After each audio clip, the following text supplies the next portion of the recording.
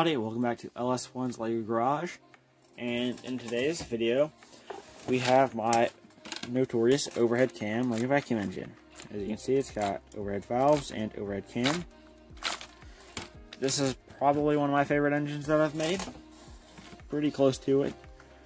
It uses, like I said, overhead cams, overhead poppet valves, but my last one, if you remember, had a 6x8 piston.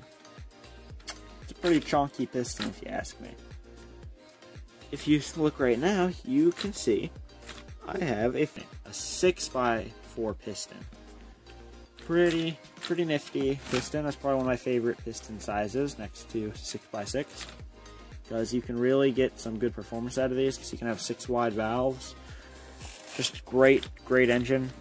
And I used 40-tooth gears, top and bottom, obviously. So that way you can have maximum tuning capabilities. I have a flywheel on both sides of the crankshaft to give it a little bit extra momentum. Works out really well. A 2-stud stroke, so 1 and 2.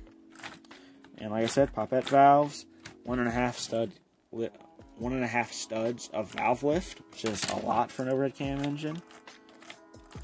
So as you can see, pretty good. It uses genuine springs. One of them is homemade out of a pen spring.